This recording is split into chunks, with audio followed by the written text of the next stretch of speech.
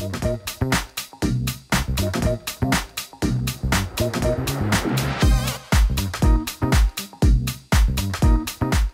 continuación, damos la bienvenida al Dr. Stephen Stefani para su presentación Una mirada a la situación del cáncer en América Latina. El Dr. Stefani es graduado de Ciencias Médicas, especialista en Medicina Interna y Oncología del Hospital de Porto Alegre, becario de la Universidad de California. Se ha desempeñado como presidente del capítulo brasileño de ISPOR y es miembro del Comité Ejecutivo de ISPOR para Latinoamérica. Profesor de la Fundación Unimed en Brasil y coordinador del Oncology Drugs Benefits Program de CAPESET Brasil. Muchas gracias. Muchas gracias por la amable invitación.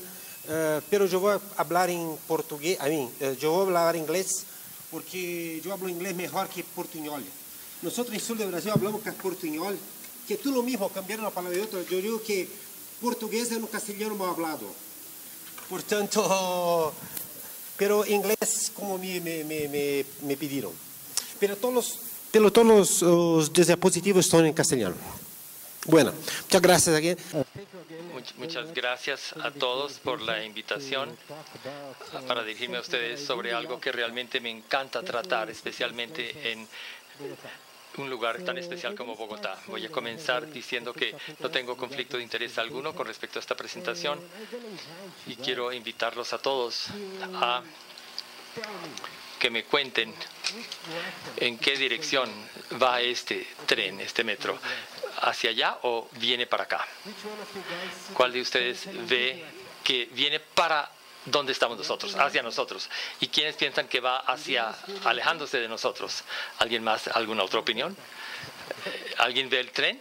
¿Hay alguien que no ve un tren? Tenemos aquí un tren que está moviéndose. Quiero invitarlos a cambiar de perspectiva.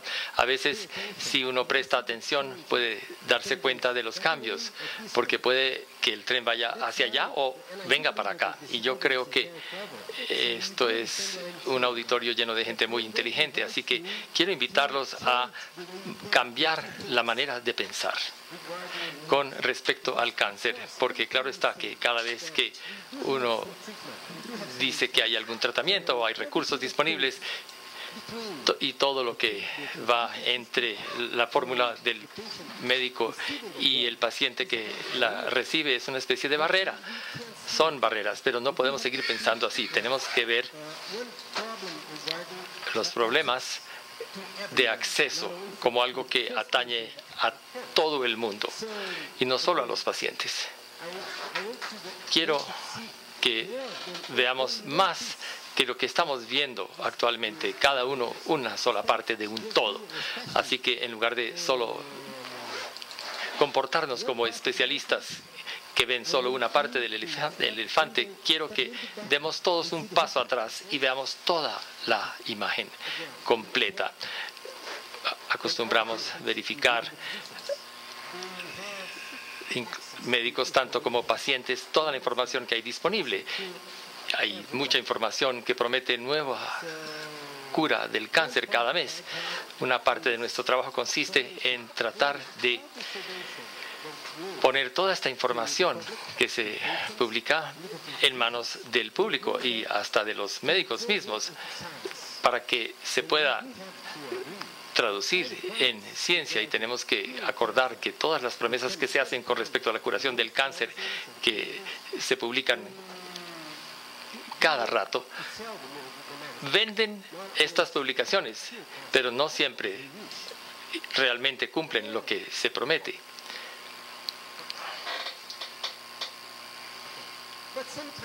Pero a veces sí hay enfoques bastante sofisticados. Aquí, como un ejemplo, en la revista Time, en una de sus entregas de principios de este año, se señalaba el serio problema que existe al tener, por ejemplo, el caso de dos pacientes con un mismo diagnóstico y con tratamientos completamente distintos. Algo que realmente no podemos aceptar. En últimas, tenemos que luchar por el mejor tratamiento para todo el mundo, porque si aplicamos tratamientos distintos, probablemente, si tienen exactamente la misma situación, uno va a ser mejor que el otro. razón por la cual tenemos que reunirnos a pensar en soluciones. Veamos el caso de la América Latina. Estamos hablando de una situación compleja de 33 países y 14 territorios con situaciones de sistemas de salud distintos y con distinto acceso a los servicios de salud. Tenemos toda clase de sistemas distintos, situaciones socioeconómicas, geográficas y ambientales y culturales y factores étnicos, todos distintos, incluyendo el tratamiento. ¿Cómo llaman ustedes esto que yo tengo aquí en la imagen? En Brasil lo llamamos pipoca, popcorn en inglés. Bueno, en la América Latina los términos varían. Colombia, crispetas, cotufas, pochoclo, pop, cabritas. Provenimos de un mismo continente y la mayoría hablamos el mismo idioma y aún así estamos hablando de cosas distintas. Así que esto es un reto verdaderamente, tratar de lograr reunificar toda la información buscando aportar soluciones útiles como bajo una sola estrategia. Así que tenemos que acordar, es posible que enfrentemos distintos problemas y es posible que enfrentemos distintos enfoques. Cuando estamos hablando de la América Latina, hay que tener en cuenta que estamos hablando de lugares sumamente distintos, a pesar de que se trata de un mismo continente. Estamos hablando de casi 600 millones de personas en América Latina, de los cuales un poquito más de la mitad no cuentan con servicios de salud de ninguna clase. Más del 40% no cuenta con ningún tipo de servicios de salud, lo cual es sorprendente. Claro está que el problema es grave en la población pobre. Para darles una idea, acabamos de lanzar un estudio que hemos publicado que demuestra que quienes viven en países pobres tienen 11 veces más probabilidad de morir de cáncer de mama que quienes no, estando en el mismo estado y contando con un mismo diagnóstico. Si los pacientes viven en países más pobres o regiones más pobres, tienen 11 veces más probabilidad de morir de esa enfermedad en comparación con pacientes que viven en regiones más desarrolladas o países más desarrollados. Esto no hay que leerlo necesariamente o no lo pueden leer, pero quiero señalarles que estamos hablando de distintos sistemas de salud en los distintos países. En Argentina la situación es distinta a la de Brasil, distinta a la de México, distinta a la de Colombia, distinta a la de todos los países. En cada país hay distintas soluciones que se ofrecen. Ustedes tienen esta presentación en el sitio, tendrán esta presentación para mañana en el sitio de internet, en el sitio web. Veamos un poquitico de estadísticas ahora. Incidencia, casos nuevos. Por cada 100.000 habitantes en América Latina no tenemos tanta incidencia como la hay en Estados Unidos, 163 en lugar de 200 casos, o 300 según se lee en la diapositiva para Estados Unidos, pero la tasa de mortalidad es mucho mayor. Sin embargo, de cada 37 pacientes con cáncer, solo 13 mueren en Estados Unidos y más de la mitad muere en la América Latina. Así que estas cifras nos demuestran que tenemos todavía mucho camino por recorrer en la América Latina para llegar a soluciones adecuadas. Y la situación se estima que va a empeorar. No quiero deprimirlos, pero hay que enfrentar esta realidad. Se estima que para el año 2030 habrá 1,7 millones de personas con cáncer en nuestra región, con más de 1 millón de personas falleciendo por cáncer de aquí al 2030. Realmente un problema que tenemos que comenzar a abordar desde ya. Estas cifras son sorprendentes y nos abrumarán. De nuevo, ya les dije antes y lo resalto nuevamente, tengo que insistir en esto. Esto es peor en países que están en vías de desarrollo. Todo esto, si contamos con estadísticas que no son tan buenas en la América Latina como en los países desarrollados, de aquí al momento en que pase el tiempo, cuando pase el tiempo esto empeorará, porque la población estará cambiando y se espera cada vez menos dinero para cuidar de los pacientes que tienen más edad. Se dice que vamos a envejecer más rápidamente de lo que nos vamos a enriquecer. Me enfoco ahora en Brasil, mi país. Tenemos 200 millones de personas en Brasil y solo 45 millones cuentan con seguro de salud privado.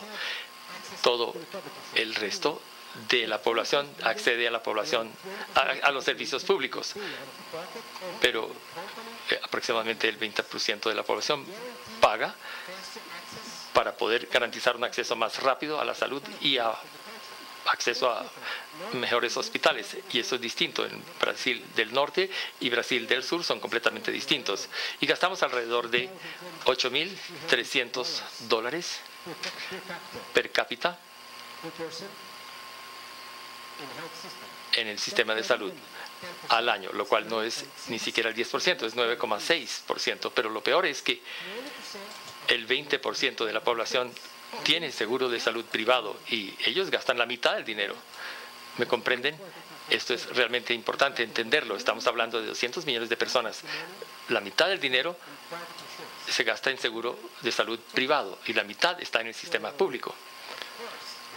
Claro está que el sistema público entonces no está gastando todo lo que debería gastar, y claro que el sistema privado está gastando mucho más de lo que debería, y el sistema público ni siquiera gasta el 4,6% del Producto Interno Bruto.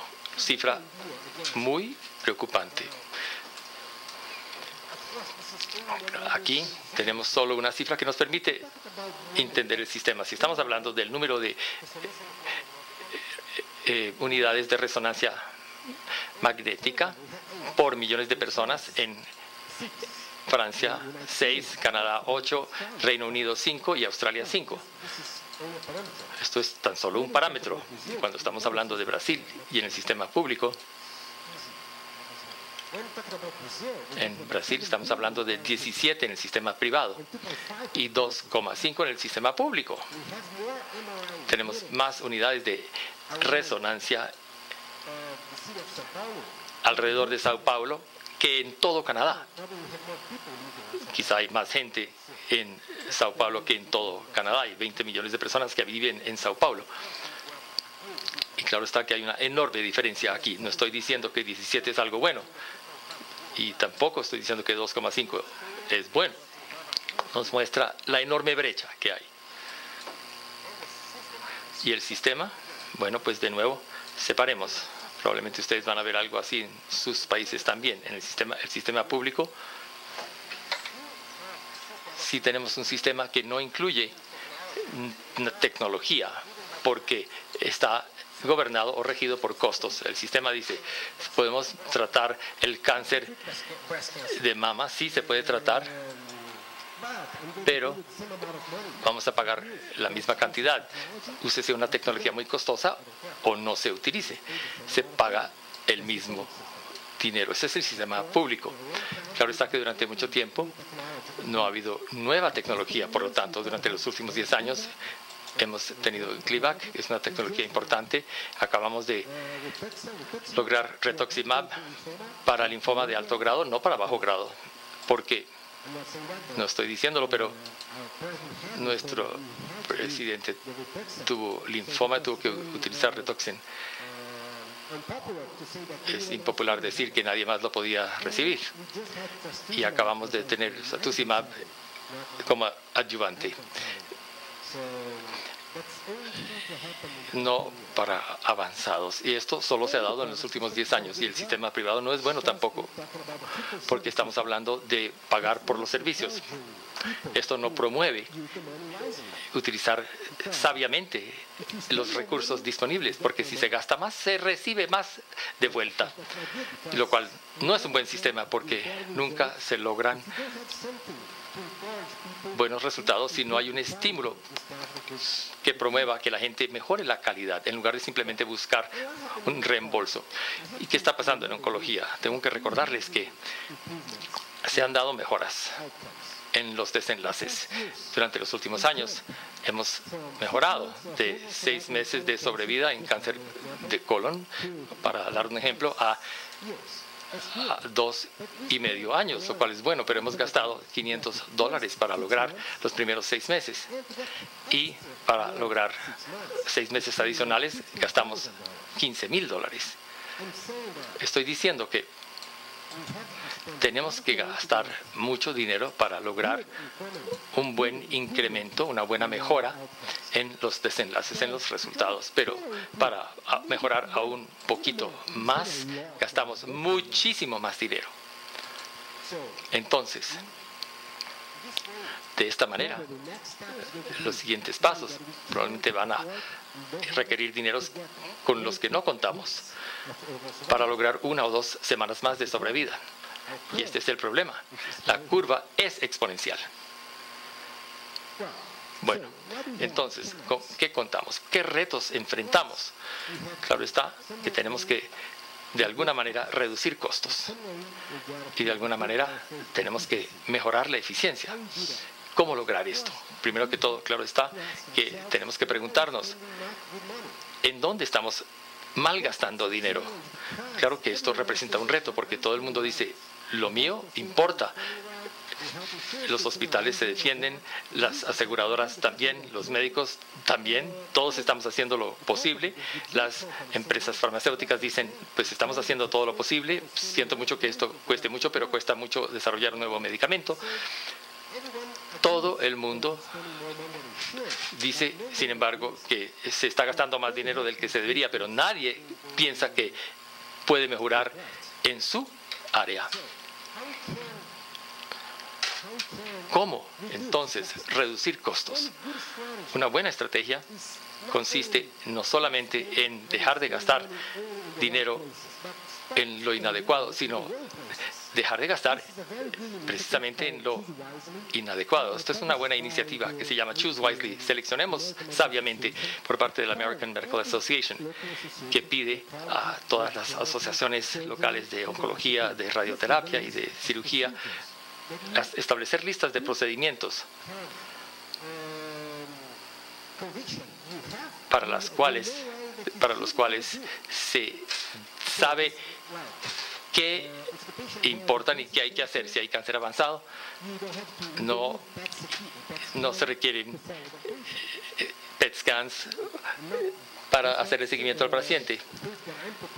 No es algo que yo estoy proponiendo. Esto es más bien algo que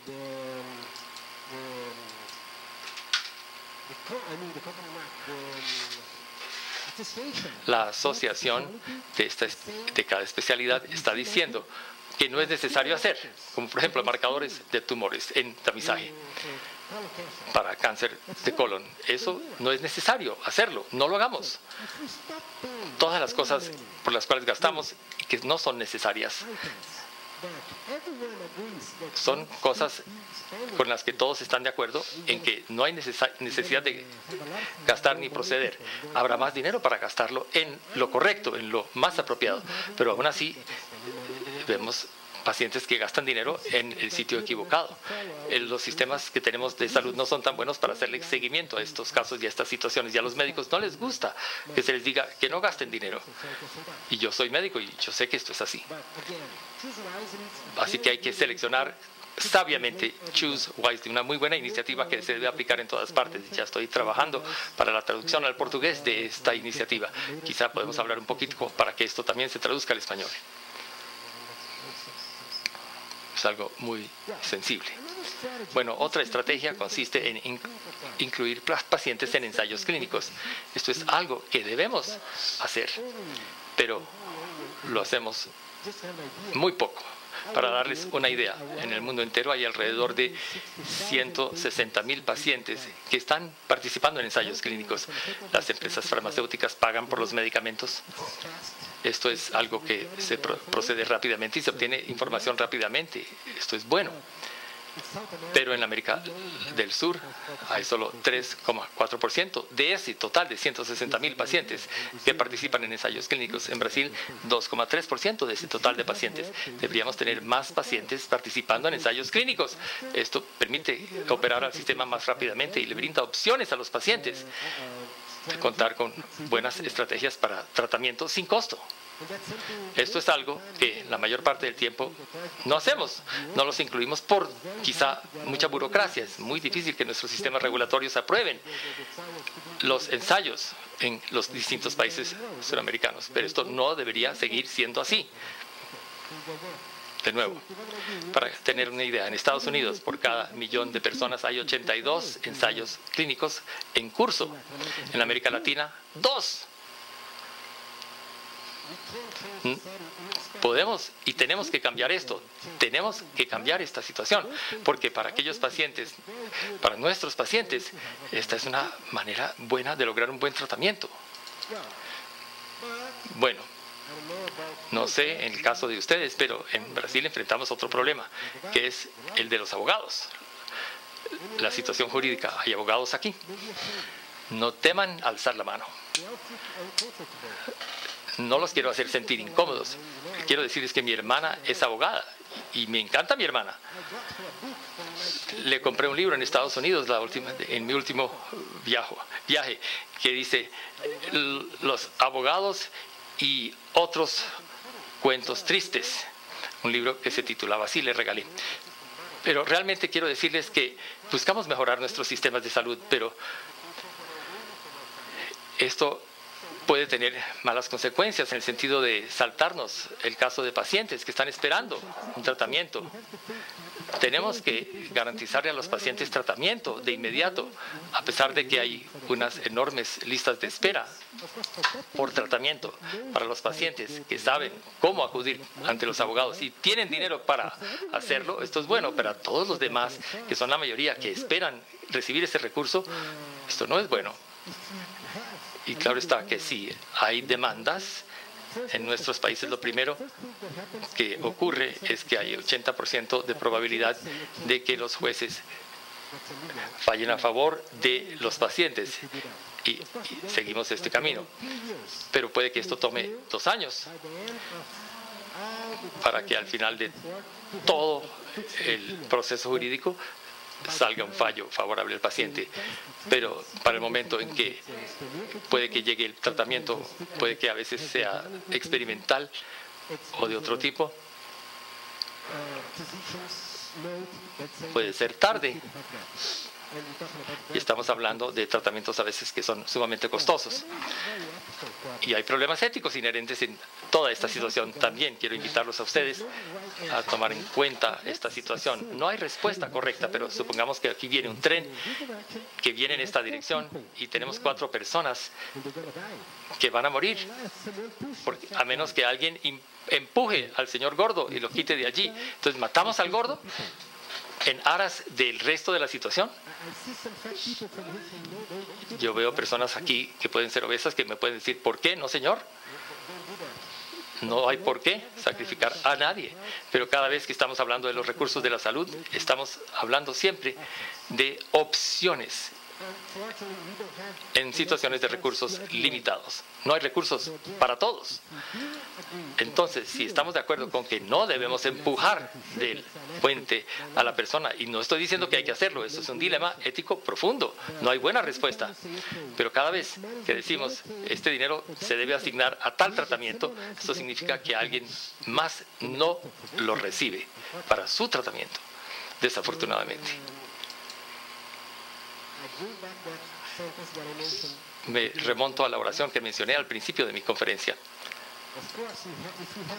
cuando dije que claro está que si hay dinero para todo el mundo es fácil tomar decisiones, pero si hay que tomar decisiones difíciles, optar por la mejor estrategia, tenemos que recordar que algunas personas no van a poder acceder a las mejores opciones disponibles, desafortunadamente.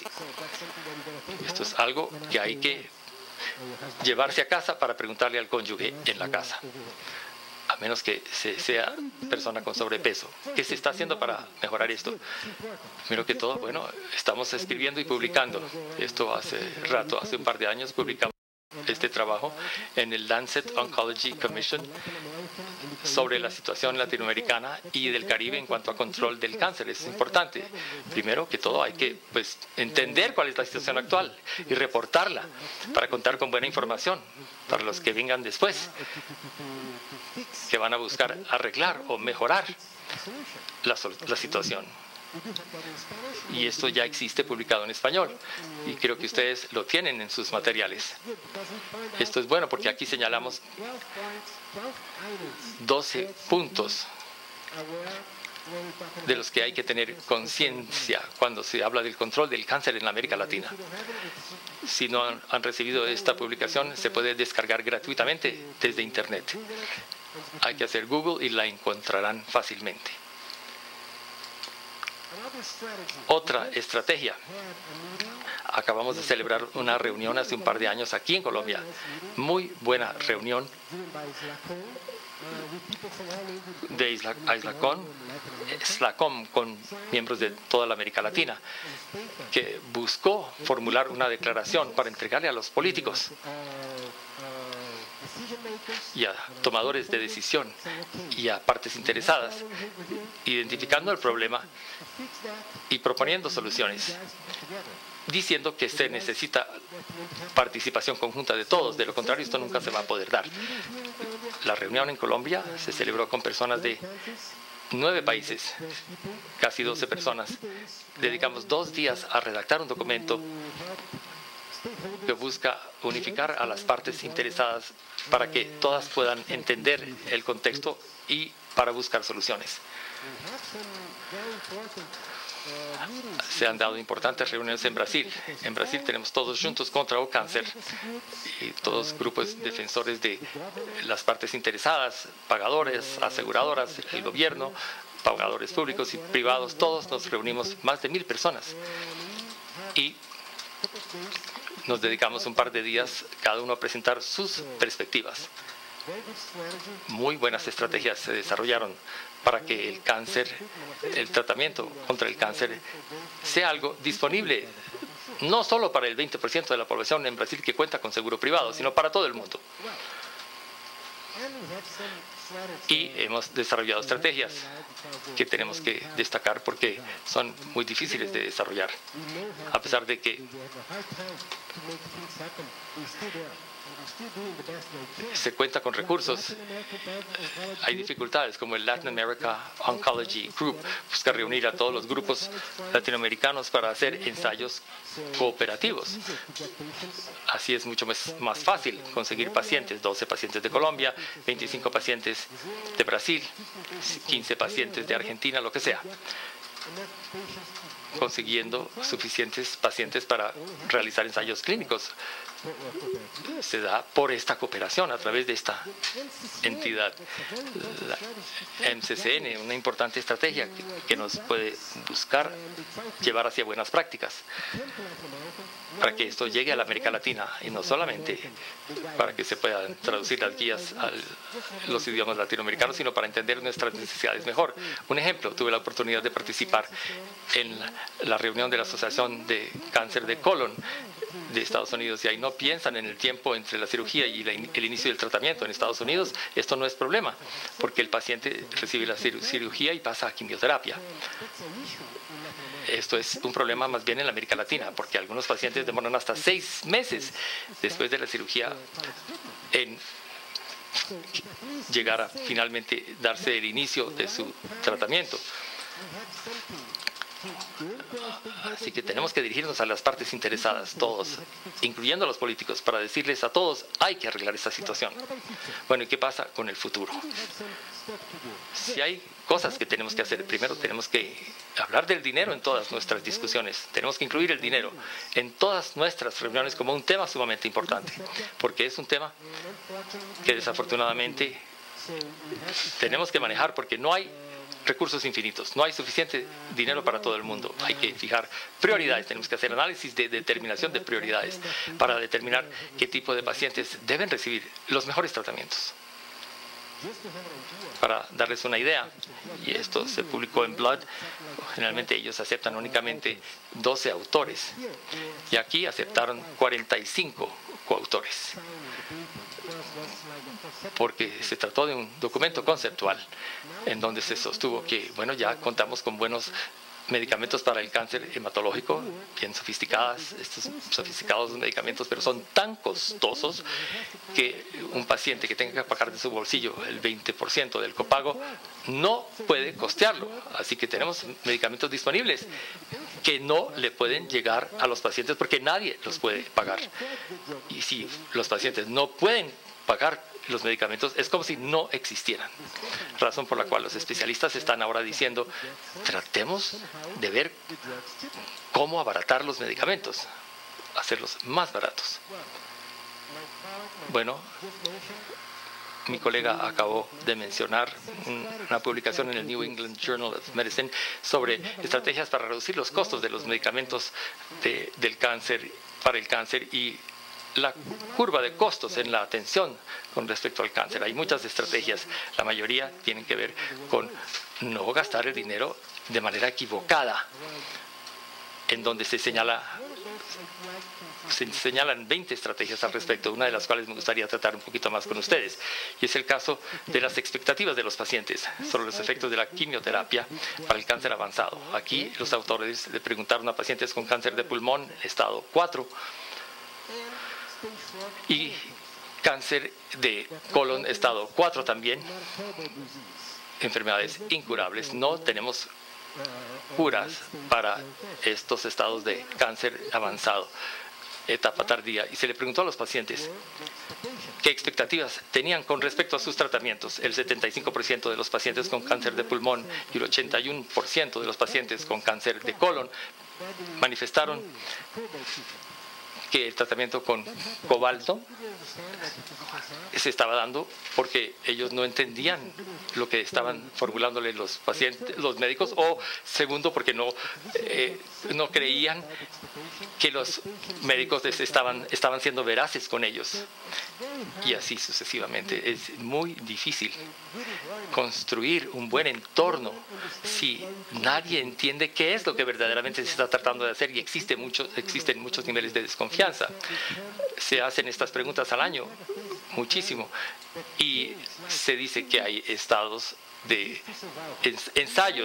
en cáncer de estado 3 en donde no hay expectativas de sobrevida, y en algunos casos se le ha dicho a los pacientes, pero es que esta es la única posibilidad con que usted cuenta, y esto no es honesto. Hay que decir a los pacientes, hay que enfrentar la enfermedad como algo crónico, porque si se tiene expectativa de curación y se va a vender todo lo que se tiene y se va a dejar a la familia totalmente sin un peso, esto no es correcto. Todo por desconfianza y no contar con buena información. Pero tenemos maneras sofisticadas de evitar el mal gasto de dinero en lugares equivocados. Ya contamos con farmacogenética. En la población de pacientes podemos ya separar con información ya específica de plataformas genéticas cuáles son los pacientes que podrán beneficiarse de un tratamiento y cuáles realmente tienen muy poca probabilidad de beneficiarse. En cuanto a la toxicidad, esto es un tema que hay que abordar. ¿Qué pasa con los pacientes que no van a recibir ningún tratamiento? No vamos a adoptar esa estrategia porque no van a poder beneficiarse. Y esto es algo que ya se está dando. Hay un estudio realmente importante que acabó de publicarse hace apenas 2 semanas, que se llama el estudio de cáncer de mama, Taylor Ask. Y es importante porque ¿qué hicieron? Tomaron pacientes con cáncer de mama, más de 4,000 pacientes, y dijeron, bueno, dividámoslos entre pacientes de bajo riesgo en cuanto a plataforma genética, riesgo intermedio y riesgo alto. Para aquellos pacientes de bajo riesgo, en cuanto a su genética, su perfil genético, terapia hormonal sin quimioterapia. Estos pacientes no recibieron quimioterapia porque tenían un perfil genético de bajo riesgo. Y en cuestión de 5 años, el 98% de estos pacientes se habían curado no presentaban enfermedad, lo cual significa que estos pacientes realmente no requerían ningún tipo de quimioterapia comprobado. Entonces, ya hay un estudio prospectivo que demuestra que si se cuenta con cierto perfil genético, se puede evitar la quimioterapia, porque se tiene un perfil de muy bajo riesgo. Esta es una muy buena manera de dejar de gastar dinero de una manera equivocada, con un tratamiento muy tóxico que no le va a beneficiar a los pacientes de perfil de bajo riesgo. Quizá los pacientes se pueden evitar $3,000 el costo actual de este tratamiento con quimioterapia. Y este tratamiento, si se le puede evitar a un paciente, se ahorra dinero todo el mundo. Es no solamente algo que es costo efectivo, sino que ahorra costos. Pero bueno, de nuevo estamos enfrentando una nueva era, entonces en este sentido, viendo tratamientos que están cambiando la posibilidad de que sigan con vida los pacientes en 5 años.